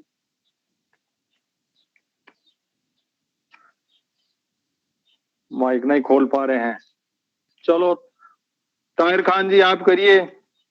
आप जनरली यही कहते हैं यू तू सा, मैं तो अभी सुन रहा हूँ, ऐसे सुनने से काम चलेगा नहीं। आप क्या करेंगे इस पे भी बोल दो। हनुमान राम जी मैं थोड़ा सा बोल दूं। मैं ये चाहता हूँ कि आप जो है इसमें पहल करें थोड़ी सी, और जितने भी पर्यावरण से जुड़े हुए संगठन हैं उनका जो यहाँ मौजूद लोग हैं वे भी इसमें हेल्प करें, और सबके बीच में कोऑर्डिनेशन कायम करके आप एक संयुक्त कार्यक्रम जो है जंतर मंतर वगैरह पे कहीं रख लो, और वो 5 जून पर्यावरण दिवस होता है, इसके उपलक्ष्य में आप रख लो 5 जून का, और इसके लिए कोऑर्डिनेट करके बात है। वीरेश जी, ऐसा है कि आज जो ग्रुप जुड़ा हुआ है ना, ये शार्क लेवल पे पर्यावरण बचाने के योद्धा हैं। पूरे जितने अपने साथ जो जुड़े हुए लोग हैं, घनश्याम जी हैं, आरके जी हैं, रूपचंद जी हैं, ये शार्क लेवल पे नेपाल तो मैं भी इनके साथ जाके आया था। ये कई सालों से, आज से नहीं कई सालों से राम प्रताप जी सभी लोग बातों पे लगे हुए हैं, और हम इनको सहयोगात्मक रूप से हमने इसलिए सेशन रखा कि ये रिपोर्ट आई और इनसे कुछ जानकारी भी लें, और इसमें ये लोग तो राउंड द क्लॉक 24/7 इन्हीं बातों पे लगे हुए हैं। अब मुद्दा यही है कि इसको हम कैसे, ताहिर खान जी अपनी बात को इन्होंने स्पेशल बात रखी है 5 जून के दिन, ये बिल्कुल अच्छी समझ गया। सभी लोग आ जाएं, हम लोग भी आ जाएं, सब लोग आ जाएं, बिल्कुल ठीक है। अपना एक मेमोरेंडम तैयार कर लिया जाए वहां देने के लिए सरकार। बिल्कुल बिल्कुल, ये बात आपकी नोट कर ली है, और ये ग्रुप है इसमें डाल दी, हम सभी सहयोग में चलेंगे। मेरे नेतृत्व नहीं, इनके नेतृत्व में, हमारे सहयोग में चलेंगे। ताहिर खान जी अपनी बात को रखो। नमस्कार मेरे सभी साथियों का। मैंने सबकी बात सुनी और मुझे अच्छी लगी। ये जो अभी बयान आया कि भाई दिल्ली के अंदर धरना देते हैं, वो भी बहुत अच्छा आइडिया है, जिससे थोड़ा बहुत जनता को जंतर मंतर पे पता तो लगे, एक्टिविस्ट काम कर रहे हैं। रही पर्यावरण की और इनकी बात, आरके जी ने जो कहा हथियारों वाला काम बंद होना चाहिए, ये बिल्कुल सही है। लेकिन सबसे बड़ी बात है कि किसान आंदोलन में मैंने ये सीखा कि जनता हमारी, दरअसल हिंदुस्तान की जो जनता है, ये तो मूर्ख किस्म की जनता है। इनको तो कोई पर्यावरण या आंदोलन समझ में ही नहीं आता। लेकिन कुछ 2.5% जो लोग आंदोलन करते हैं या अपना बड़ा ही प्रयास करते हैं, हम तो उस प्रयास में प्रयासरत हैं। तो मेरी सभी साथियों से निवेदन है कि जब तक ये जनता के ऊपर कुछ झटका नहीं लगेगा ना, जनता की बात समझ में नहीं आती, तो हम तो हमारा प्रयास कर रहे हैं, हमारे सभी साथी लगे हुए हैं, हम भी उसमें आप लोगों को सहयोग दे रहे हैं। आप लोग जो सहयोग चाहोगे, भले दिल्ली में दो, भले बम्बई में दो, हम धरने में आप लोगों के साथ हैं। हम चाहते हैं जन आंदोलन बने, इतना ही मेरा आइडिया है। चलो, अब ताराचंद जी और विजेंद्र जी दो साथी बच रहे हैं, तो ताराचंद जी आप अपना कोई बात रखिए, माइक खोलिए। और मेरे कोई विशेष सुन रहा हूँ, अच्छी बात है, और आपके साथ हैं, और कोई कार्यक्रम बनेगा तो हम सब साथ लगेंगे आप लोगों के। धन्यवाद। चलो ठीक है ताराचंद जी। विजेंद्र जी आप अपनी बात को आज ही से आह्वान किया जाए कि 5 जून दिल्ली चलो, पर्यावरण बचाओ, दिल्ली चलो, ये एक स्लोगन लेके, और इसको सोशल मीडिया पर ज्यादा से ज्यादा वायरल करो। जन संदेश जाएगा, लोग जुटेंगे। ऐसा नहीं है, पर्यावरण की चिंता है, इतना भी नहीं है, बस एक मंच नहीं मिल पा रहा जहाँ इकट्ठे हो जाए। पर्यावरण को समझ ज्यादातर लोग रहे हैं, ऐसा निराशा की बात नहीं करनी चाहिए कि लोग नहीं समझते हैं, समझ रहे हैं। पर्यावरण पे जब बात करते हैं तो सबकी समझ में आता है, और आह्वान करेंगे तो लोग जुड़ेंगे। आप देखो चलो ठीक है। विजेंद्र जी को ले लूं मैं, विरेश जी। विजेंद्र जी अपनी बात को रखिए, फिर सुहान लाल जी वो करेंगे, और कोई साथी होगा तो लेने के बाद। हाँ विजेंद्र जी बोलिए। नमस्कार साहब, नमस्कार। ऐसा है कि हमें जो आप लोग बातें कर रहे हैं, वो सभी कार्यक्रम सतत रखने पड़ेंगे, लगातार रखने पड़ेंगे। कभी यात्राएं हैं, कभी क्या है ना, कभी दिल्ली में धरना है, कभी जयपुर में धरना है, हर राजधानियों में धरना है, वो भी करना पड़ेगा। ज्ञापन है, हर तरह का कार्यक्रम चालू रखना पड़ेगा। और एक चीज और है, वो ये है कि जो नए जो साथी आते हैं, वो नए साथी इन चीजों को समझ नहीं पाते, सारी बातों को। तो वो जिस लेवल पे समझते हैं, उस लेवल का काम उनको दे दिया जाए, ताकि वो अपने से जुड़े तो रहें।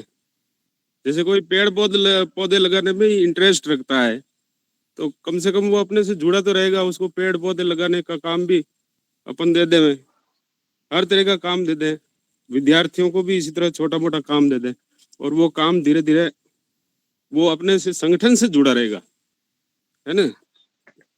कोई भी संगठन जो है छोटे से लगाकर बड़े आदमी तक, सब तक जब तक नहीं पहुंचता है तब तक ध्यान आकर्षण किसी का नहीं होता है। ध्यान आकर्षण के लिए ही ये सब हमें कार्यक्रम करने पड़ेंगे। विद्यार्थी, छोटे विद्यार्थी, बड़े कॉलेज लेवल के विद्यार्थी, इन सबको अपने साथ जुड़े रखने के कार्यक्रम अपनाने होंगे।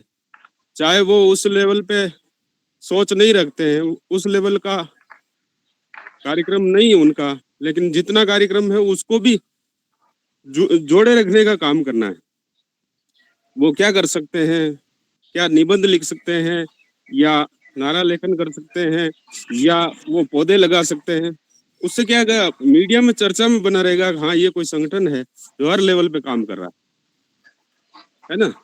और बाकी धरना प्रदर्शन ये सब है ही है जो आप करते हैं, और करना भी चाहिए, उसको सतत करना है, आगे बढ़ाना। धन्यवाद।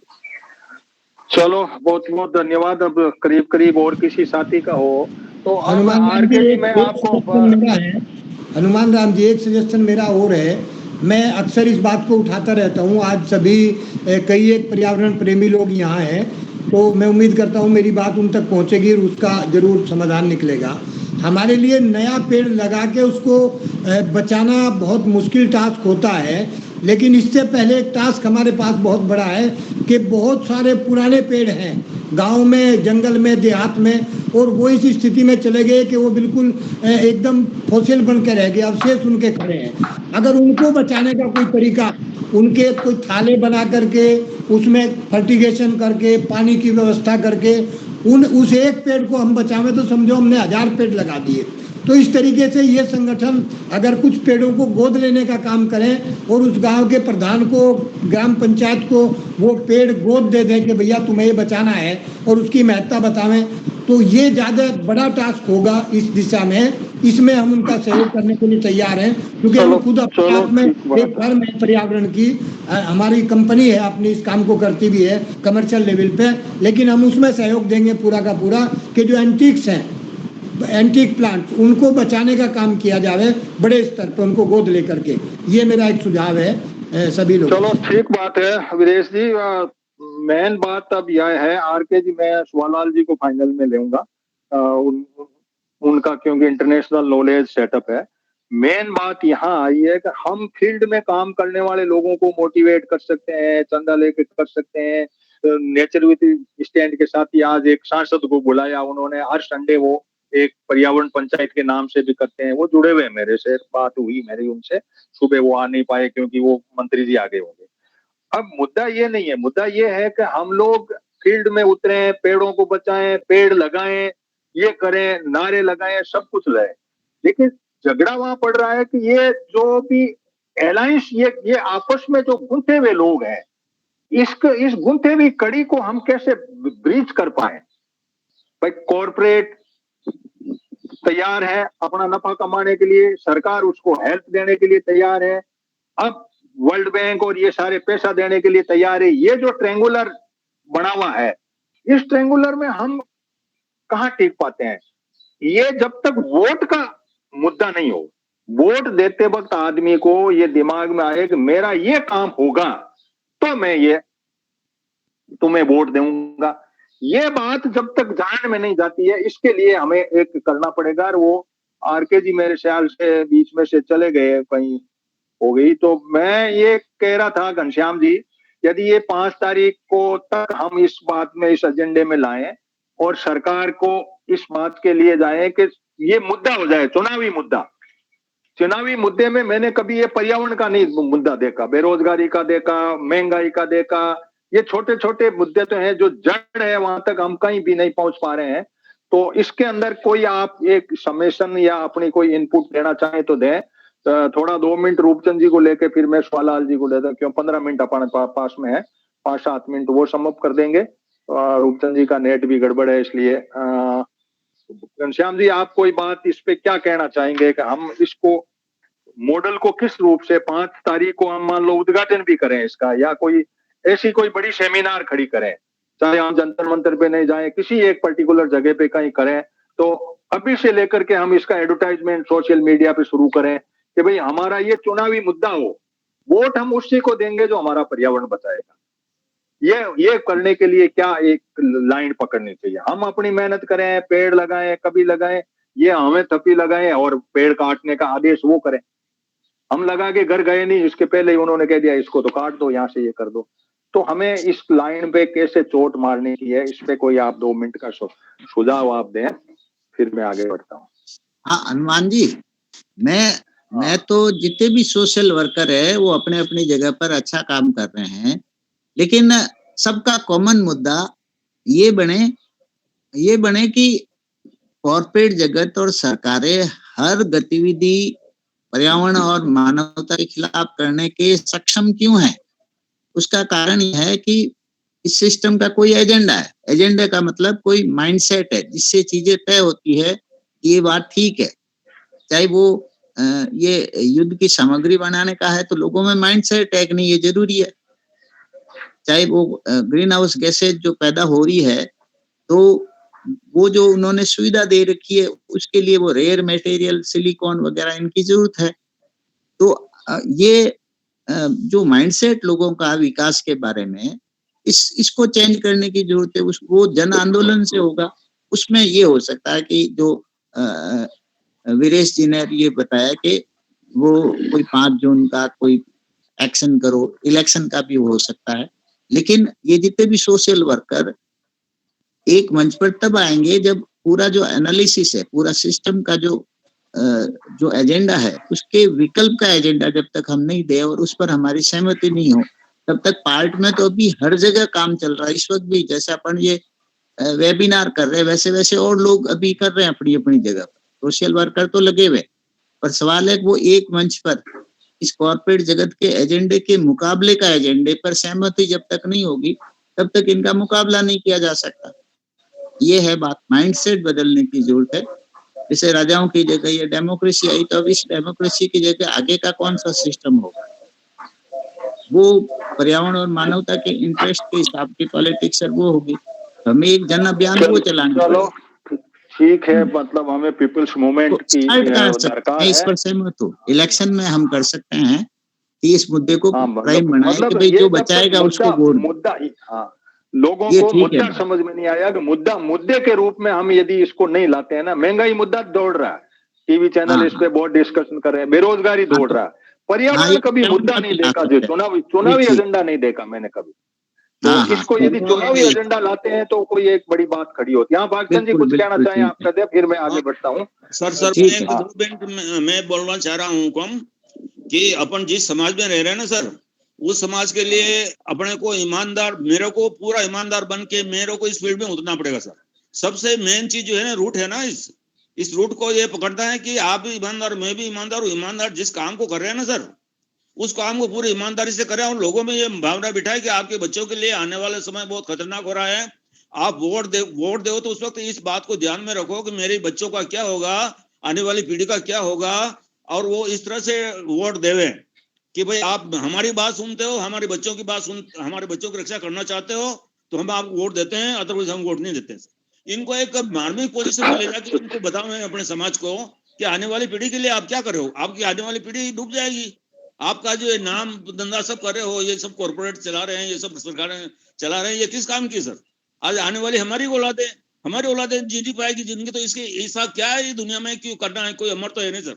तो अपने को एक मोटिवली इन लोगों को तैयार करना है कि आप सब लोग तैयार हो जाओ, अपने बच्चों की जिंदगी बचाओ, आने वाली पीढ़ियों को बचाओ, और इस हिसाब से वोट दो ताकि सरकारें अपनी अच्छी तरह से बात सुनने के लिए वो तैयार हो जाए और उनको फिर चलो ठीक है। रूपचंद जी, आपका माइक यदि आप नेटवर्क में है तो अपनी बात को रखें फिर, क्योंकि टाइम हमारे पास में 10-12 मिनट ही बच रहा है।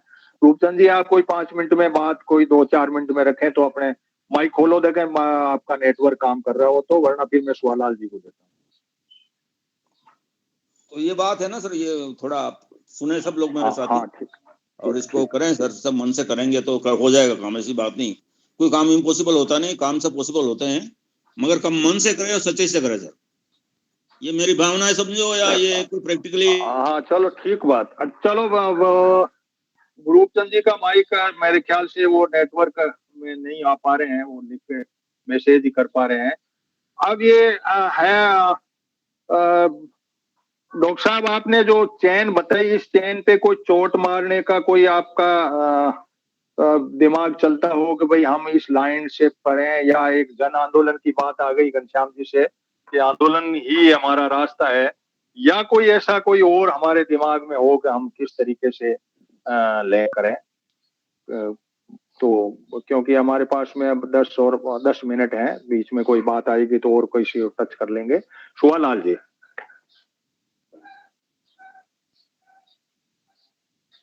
आप हैंड रेज भी कर रहे थे, उस टाइम की बात भी बता दें, और बीच में जो बात चली उसके बारे में भी। इस सेशन को, ये सेशन रिकॉर्डेड है, हम आपके पास भेज देंगे, ज्यादा से ज्यादा लोगों तक ये बात पहुंचे, इस बात का प्रयास करें। ग्लोबल यूनाइटेड पंचायत का चैनल है, इसको सब्सक्राइब भी करें और उसके हिसाब से चलें। तो सुहालाल जी अपनी बात को रखें। देखिए, ऐसा है कि डेमोक्रेसी में तो सभी विकल्प खुले रहते हैं, चाहे अपन प्रोटेस्ट करें या पंचायत करें या आंदोलन करें या एकेडमिक एजुकेशनल गतिविधि से हम अवेयरनेस करें। लेकिन सवाल इस बात का यह है कि क्या आज के समय में डेमोक्रेसी है वो क्या हमको सुन पाएगी? क्या हमारा प्रेशर इतना मजबूत होगा कि वो अपना डिसीजन रिवर्स करे? ये एक बहुत बड़ा सवाल आज के टाइम में। अब है कि ये जो ग्लोबल अलायंस है, नेशनल अलायंस है, पॉलिटिशियन और कॉरपोरेट और इंटरनेशनल जो फंडिंग फाइनेंशियल इंस्टीट्यूशन है, इनका जो अलायंस है वो देखिए 3-4 तरीके से तोड़ा जा सकता है इस अलायंस को। पहला तो ये है कि जब हम ये देख रहे हैं कई देशों में, चाहे वो पहले फिलीपींस हो, रसिया हो, आज के टाइम में टर्की हो, पहले ब्राजील था बोल्सोनारो, इंडिया में नरेंद्र मोदी जी है, पहले यूएस में डोनाल्ड ट्रम्प थे, टर्की में थे, टर्की में है भी। तो अगर इन देशों का अगर आप एक चीज देखोगे तो यहाँ पर क्या है कि बहुमत के नाम पर सत्ता चल रही है, मेजोरिटी के नाम पर। और ये जो मेजोरिटी है ये अधिकतर इन देशों में कानून को कमजोर किया है। तो जो मेजोरिटी है वो कहती है कि बहुमत कानून को खा गया। तो हमारे पास बहुत अच्छे कानून है, एनवायरनमेंट के, ये पर्यावरण से रिलेटेड, सस्टेनेबल डेवलपमेंट से रिलेटेड हर चीज के कानून है। लेकिन ये जो बहुमत है और ये जो अलायंस है, इस बहुमत और अलायंस ने कानून को कमजोर किया है। और कानून जब कमजोर होता है, उसकी परवाह नहीं करते हो, तो फिर यही है कि एनवायरनमेंट को लॉस होता है। तो हमें जो पहला कदम इस चीज पर उठाना चाहिए वो ये है कि हमें बहुमत वाली जो होती है सरकारें नहीं बनाना है, हमें मल्टी पार्टी अलायंस से सरकारें बनानी है, ताकि अलायंस सरकारें कॉरपोरेट के साथ अलायंस नहीं कर पाती है। गठबंधन की सरकारें कॉरपोरेट से दूर रहती है क्योंकि उनमें बहुत सारे सोशल, कम्युनिस्ट और अलग अलग सामाजिक राजनीति के सोच और मंच और हितों के लोग रहते हैं। तो हमें अधिक से अधिक गठबंधन सरकार की तरफ जनादेश देना चाहिए। ये एक बहुत पहला तरीका है इस ग्लोबल अलायंस को तोड़ने का। दूसरा तरीका ये है कि हमें रचनात्मक समुदाय बनाना चाहिए, क्रिएटिव कम्युनिटी बोलते हैं जिसको, क्रिएटिव माइनॉरिटी भी मैं मानता हूँ।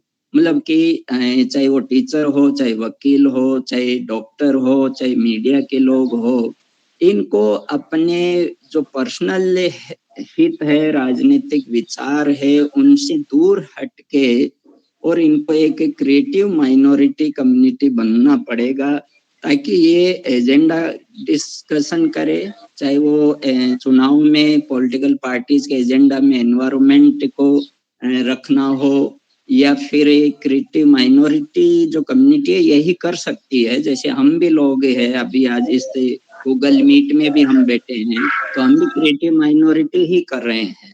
तो दूसरा तरीका ये जो है, रचनात्मक जो समुदाय का निर्माण करना चाहिए, जिसकी शुरुआत गांव से हो। और तीसरा सुझाव मेरा ये है कि हमें एनवायरनमेंट नागरिकता पर बात करनी चाहिए, एनवायरनमेंट सिटीजनशिप और एनवायरनमेंट सिटीजन। हमें गांव में अगर देखा जाए तो गांव में जो मतलब कि नागरिक है वो एनवायरमेंट नागरिक होने चाहिए। गांव में बाहर से लोग आते हैं, चाहे वो दुनिया भर के है, बिजनेस के लिए आए, टूरिस्ट के रूप में आए या घूमने के लिए आए, किसी भी तरीके से आए, वो पहले उस गांव उस जगह का एनवायरमेंट के प्रति वचन रखे, प्रतिबद्धता दे। तो हमें एनवायरमेंट सिटीजन के तौर पर आगे बढ़ना है। और चौथा सजेशन मेरा ये है कि हमें गांव से पंचायत लेवल पर आजकल तो चुनाव में, लोकल इलेक्शन में भी राजनीतिक पार्टियां शामिल है। राजनीतिक पार्टियां चुनाव लड़ती है, उनके अपने इनडायरेक्ट डायरेक्ट कैंडिडेट होते हैं। तो क्यों नहीं हम पंचायत लेवल पर एनवायरमेंट को चुनाव में एजेंडा रखा जाए। यहाँ से अगर हम शुरुआत करेंगे तो बहुत कुछ आगे होगा। आज भी दुनिया में एनवायरमेंट जो ग्रीन पॉलिटी होती है या जो ग्रीन पॉलिटिक्स पर जो पॉलिटिकल पार्टी चुनाव लड़ती है, पूरी दुनिया में ओनली 3% वोट है जो एनवायरमेंट के नाम पर वोट देते हैं। 3% वोट है। तो आप सोचिए कैसे एनवायरमेंट ग्लोबली रूप से बचाव हो पाएगा जब पूरी दुनिया में 3% लोग वोट मिलता है एनवायरमेंट के नाम पर। तो ये 3-4 सजेशन है मेरे।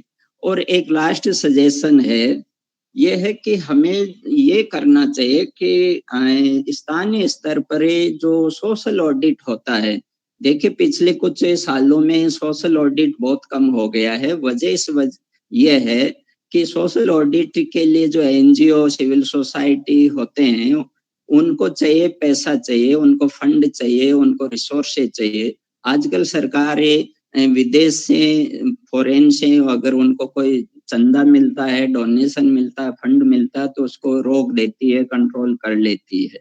तो इसलिए सिविल सोसाइटी एनजीओ है वो सोशल ऑडिट नहीं कर पाते हैं कि भाई कितना पैसा है या कोई प्रोजेक्ट है या कोई योजना है वो एनवायरनमेंट को कितना नुकसान कर रही है, इस चीज का ऑडिट हो ही नहीं रहा है।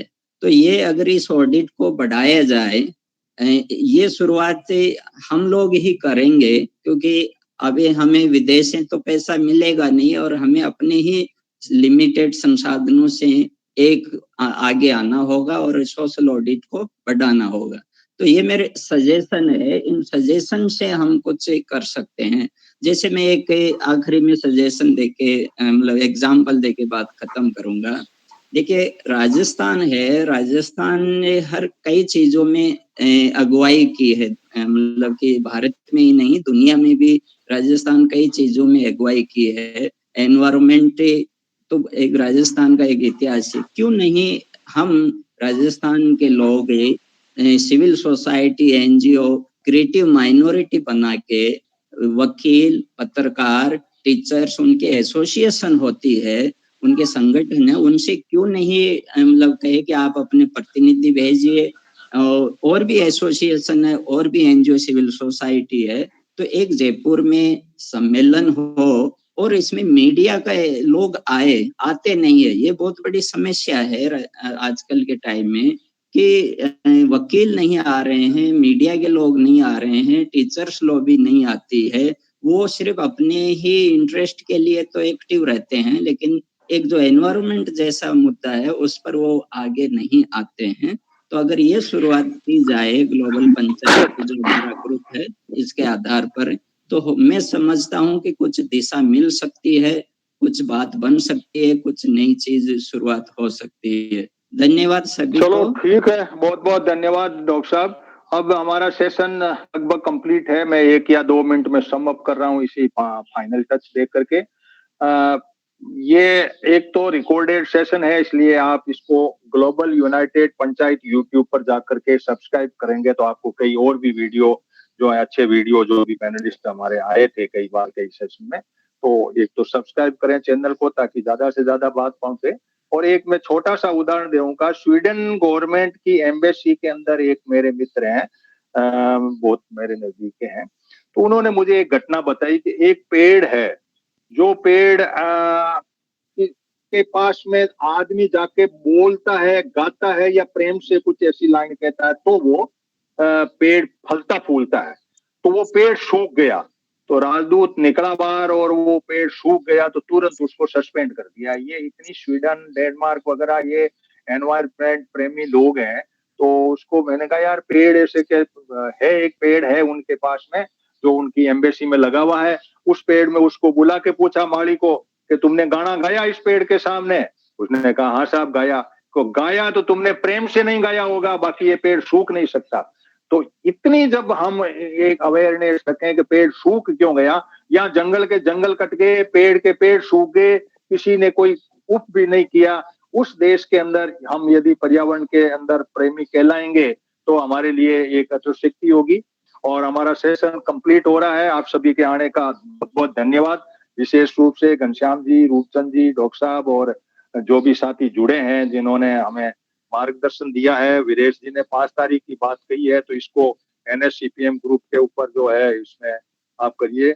कुछ प्रदीप गुप्ता जी आप कहना चाह रहे हैं तो हमारे पास 1 मिनट का टाइम है। आप अपनी बहुत लेट जुड़े हैं आप, इसलिए हमने लिया नहीं था। कोई बात कहना चाहें तो आप समाप्त करके कर दीजिए। हाँ बोलिए प्रदीप जी, खोलिए। माइक नहीं खुला आपका, माइक खोल के अपनी बात को रख दीजिए।